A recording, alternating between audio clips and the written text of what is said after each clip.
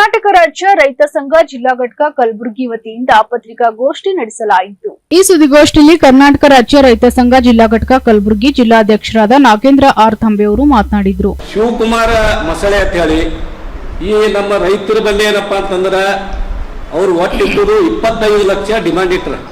ಯಾಕೆ ಎಲ್ಲ ನಿಮಗೆ ಎಸ್ಟಿಮೇಟ್ ಮಾಡಿ ಅವದೆಲ್ಲ ಖರ್ಚಾದ ಅಂತ ಹೇಳಿ ಈ ಶಿವಕುಮಾರ್ ಮಸಳೆ ಅಂತ ಹೇಳಿ ಅಲ್ಲಿ ರೈತರಿಗೆ 25 ಲಕ್ಷ ಇಟ್ಟು 5 ಲಕ್ಷ ರೂಪಾಯಿ ಏನಪ್ಪಾ ಅಂತಂದ್ರೆ ಅಡ್ವಾನ್ಸ್ ತಗೊಂಡ್ರೆ ಹೊಲ ಇದು ಪ್ಲಾಟ್ ರಿಜಿಸ್ಟರ್ ಮುದ್ದಾತ್ ಮಾಡಿ ಸರ್ವೆ ಮಾಡಿ ಇವರು ಪ್ಲಾಟ್ ಏನದ ಒಬ್ಬರು ಬಲ್ಲಿ ಇಟ್ಟು ಅವರಿಗೆ 5 ಲಕ್ಷ ರೂಪಾಯಿ ಕೊಟ್ಟದ್ದು ಇವ್ರ ಬಲ್ಲಿ ಆಲ್ರೆಡಿ ಅದ ಸರ್।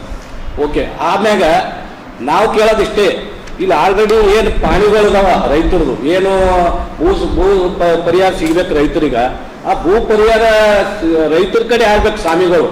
ಈ ಬಡ ರೈತರು ಪೂರಾ ಏನಪ್ಪಾ ಅಂತಂದ್ರೆ ಕೆರೆಯಲ್ಲಿ ಮುಳುಗಿ ನೀರಾಗ ಹೋದ್ಮ್ಯಾಗ ರೈತರು ಎಲ್ಲಿ ಹೋಗ್ಬೇಕು?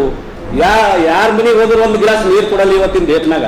ಈಗೇನದ ಅಂತ ಪರಿಸ್ಥಿತಿ ಒಳಗೆ ಏನಪ್ಪಾ ಅಂತಂದ್ರ ಇವತ್ತ ರೈತರು ಲಕ್ಷಾನುಗಟ್ಲೆ ಕೋಟ್ಯಾನುಗಟ್ಲೆ ಆಸ್ತಿ ಕಳ್ಕೊಂಡು ಯಾರಿಗೆ ಭೂ ಸುಧಾರಣೆ ಕಾಯ್ದೆ ಏನದ ಅದು ಏನದ ಪರಿಹಾರ ರೈತರಿಗೆ ಸಿಗಬೇಕು, ಸಿಗಬೇಕು ಎಲ್ಲ ಅದು ಮಾಹಿತಿ ಕೊಟ್ಟು 8,94 ಲಕ್ಷ ರೂಪಾಯಿ ಅದಾವು।